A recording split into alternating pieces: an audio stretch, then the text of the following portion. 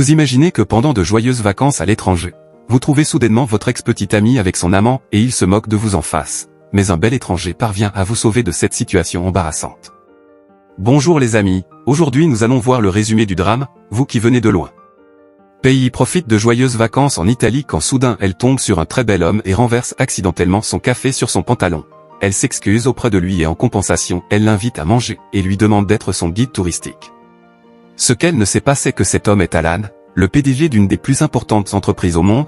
Elle pense qu'il est pauvre et propose de payer la facture pour lui. Quand ils quittent le restaurant, ils vont tous les deux à une fontaine et elle fait un vœu, mais quand elle se retourne, elle voit son ex-petite amie avec son amant. Cela a fait se sentir blessée et quand elle est sur le point de partir, elle glisse accidentellement et tombe dans les bras du bel étranger provoquant des étincelles entre les deux. La nuit, il apporte des fleurs dans sa chambre et lui dit qu'il l'attend dans le hall de l'hôtel. Elle ne comprend pas pourquoi il fait ça mais il semble qu'elle commence à aimer ça. Quand elle descend, elle retrouve son ex et il commence à se moquer d'elle et commence à se vanter de son amant. Alan voit tout et demande immédiatement à l'un des ouvriers d'expulser l'homme de l'hôtel immédiatement. Et il le fait, affirmant qu'il ferait mieux de quitter la ville aussi car chaque espace appartient à la famille Rust et il n'est pas le bienvenu. Pei est très heureuse et se demande qui est la famille Rust, et disant aussi à Alan qu'elle rentrera chez elle le lendemain. De retour au travail, elle n'arrête pas de penser à Alan, qui d'ailleurs a également voyagé en Chine pour des raisons professionnelles.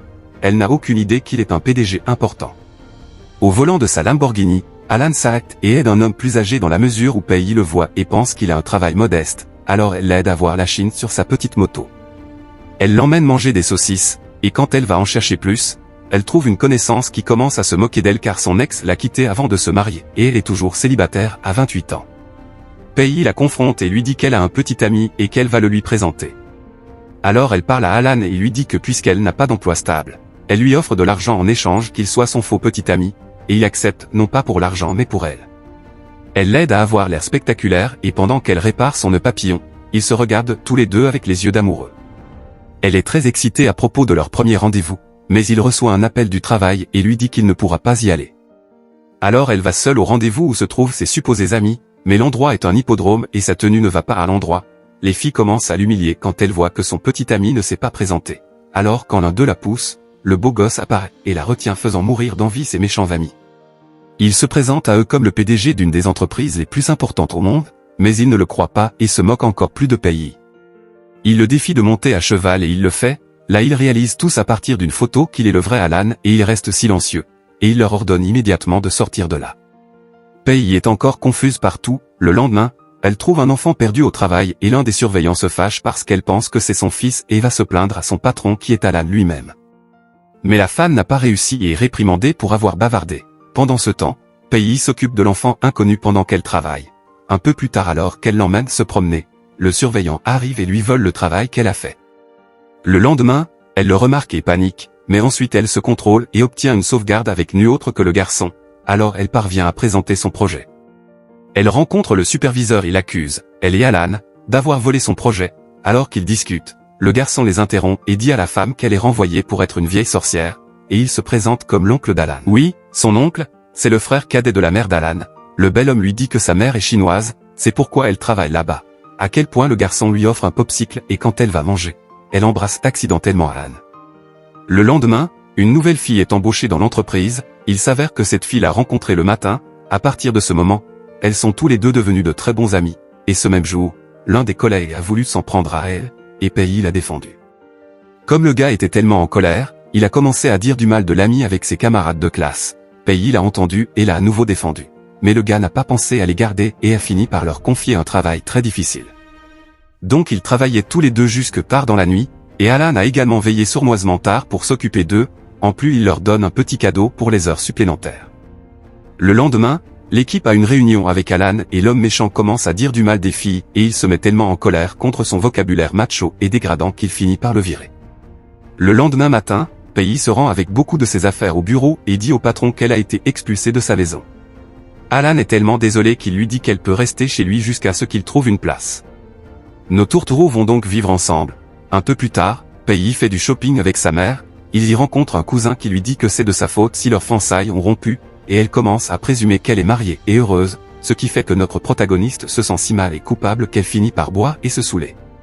Attristée par sa situation amoureuse, Elle brise la porcelaine très précieuse d'Alan, mais quand il la voit dans cet état, il ne se met pas en colère mais la réconforte plutôt et lui dit qu'elle est la plus belle fille qu'il ait jamais vue, et quand ils veulent enfin s'embrasser, elle s'endort sur lui. Le lendemain, sa famille revient et il commence à la traiter comme une servante, car il pense que c'est ce qu'elle est. C'est alors que notre amant bien-aimé apparaît et défend sa bien-aimée en leur disant qu'elle n'est pas sa servante mais sa petite amie. De plus, il les envoie aussitôt sortir de là. Alan propose de la protéger à partir de maintenant, elle en est si heureuse, et sa mère aussi. Quelque temps plus tard, Peggy aide une fille à traverser la rue parce qu'elle est daltonienne. Cette fille est maintenant embauchée à son travail, et elle commence à donner des cadeaux à ses collègues. Mais ce qu'ils font, c'est se moquer d'elle. Si vous avez aimé la vidéo jusqu'ici, likez et abonnez-vous pour me soutenir à produire beaucoup plus de vidéos. Peggy s'en rend compte et est gentil avec elle et il la défend également de la fille qui s'est moquée d'elle parce qu'elle était différente des autres. Mais la fille est hypocrite et essaie de se lier d'amitié avec elle uniquement pour la peindre avec du rouge à lèvres vert et se moquer d'elle.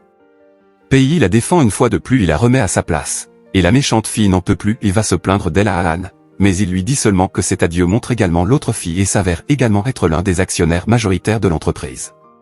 Donc, sans échappatoire, cette fille raciste est renvoyée par les deux. Peggy est choquée de voir cela.